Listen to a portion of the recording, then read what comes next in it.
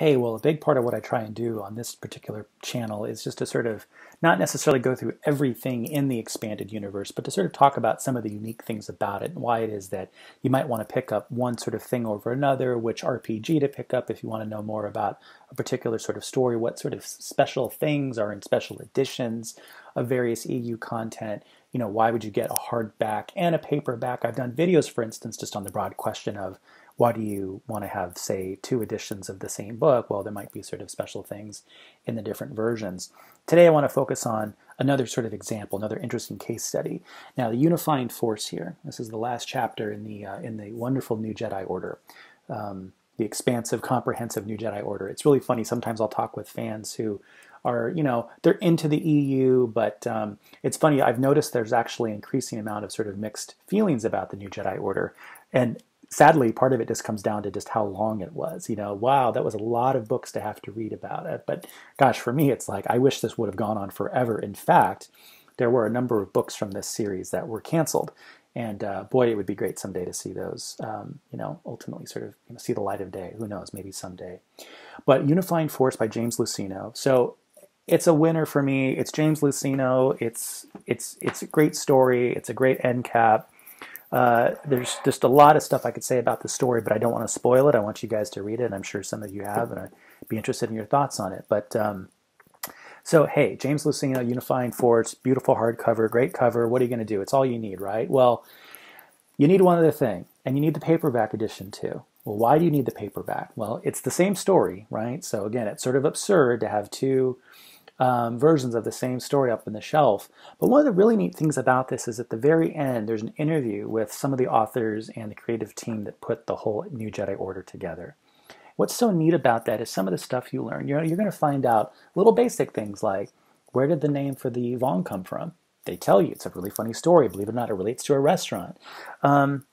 Lots of really good information for EU fans about once again, reaffirming just how intentional the EU was in trying to connect all of the stories together. It's funny, they tell a story in there about how they were receiving tons of impassioned letters from fans about how, Del Rey, which had now picked up the license to do these books, and how they just desperately hoped that Del Rey would continue the storylines told in the Bantam era books, because the Bantam era books were so closely connected with things like the West End game RPGs, which were so closely connected with everything around the original trilogy and everything else, right? So there was already this amazing line of stories that were interconnected and, as part of the larger sort of canon continuity of what is now known as the Legends timeline. And lots of fans were writing in to say, please keep this up.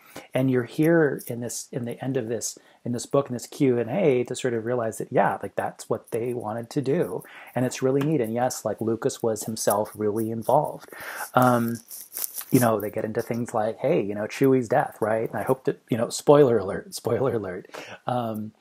They get into really neat things about that, right? About, some of the backlash they got, but incidentally, it wasn't their original plan. There was someone else they wanted to kill off, but Lucas said no. One of the interesting points in there, though, is that they sort of say, although something, again, to avoid spoiler alerts, although something happens to Chewie in the course of the new Jedi Order, in fact, at the very beginning, they talk about how, as again, part of this concerted plan, what they were able to do was then sort of lean on some of the comics and some of the other media in the EU itself to flesh some of those stories out. So, okay, he might have disappeared from this point in the chronology, but there were other things to sort of do with him, as we saw. We saw an entire sort of short run of comics just about Chewbacca, and we saw him appear in just numerous other things. We didn't stop seeing Chewie, even though he was gone from this point in the chronology.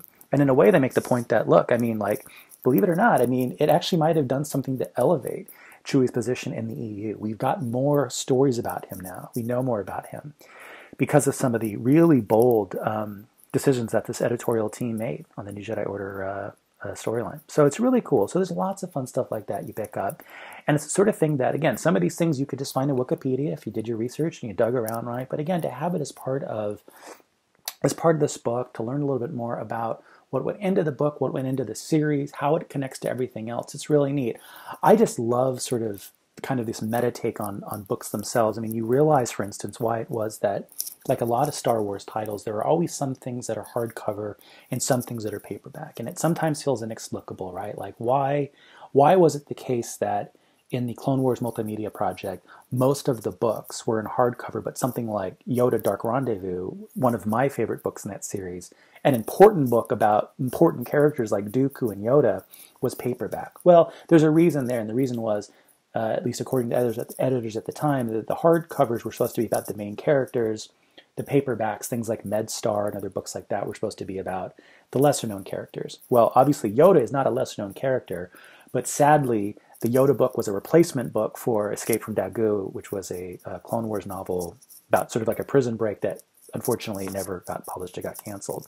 So to that extent, because it was a replacement for what would have been a paperback edition, it came out in paperback, even though you can find Science Fiction Book Club hardcover editions of it.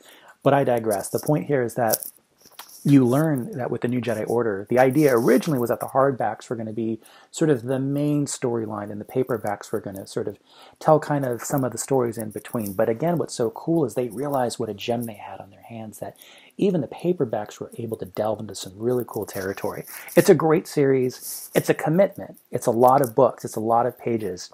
But boy, is it amazing. And frankly, right in the middle, with a title Star by Star, which if you haven't read is something you have to get to. You've got to start the New Jedi Order in order to get to that. It's a title that I've heard many fans of the EU and Star Wars in general say is maybe their favorite book. And that's an amazing, bold statement, but they may just be right. Incidentally, Star by Star is a book that both has a hardcover edition and a paperback edition, which you need to pick up because the paperback edition has an additional short story at the end. One other cool thing too, and I might as well just jump into this. This video has already gone longer than I initially planned, but a neat thing about some of the New Jedi Order titles, particularly the hardbacks, was that they came with CD-ROMs. And it's almost hard to remember now, but we're talking like, you know, at this point, 17 plus years ago or something, when I think this when this series is being envisioned, and this was back before Kindles, back before really even the World Wide Web. It's still taken off in sort of like an incarnation we'd recognize today. There was, I think, a thought that most books were going to be read not on Kindles, but just on like computers, like as Word documents and stuff. And CD-ROMs was the way to access big portions of the World Wide Web, right? Instead of just typing Wikipedia, you'd put in a CD that would basically provide that encyclopedic content, right? So it was an interesting technological bridge from the dark ages to where we are now. We don't really see CD-ROMs being offered anymore, but it was an interesting attempt to sort of try and carve out a little Star Wars space in that area. But that's a fun thing in the case of Unifying Force. What you got with the hardcovers, you got a CD-ROM with an ebook actually of the first book in the series, Vector Prime. So that's a really cool thing. You might sometimes see these Star Wars CD-ROMs and not know what they're all about. In most cases, it's because they relate back to these hardcovers. Okay, so Unifying Force, New Jedi Order, pick it up, take a look. You know, you might have all the hardcovers, but do you have sort of the paperbacks with the additional short stories, with the additional Q&As, with the CD-ROMs? Do you have it all? That's the question to ask. The great thing about the EU is just when you think you've got everything, just when you think the bookshelf is, you know, full to bursting, there's always probably something else you can go a little step further, right?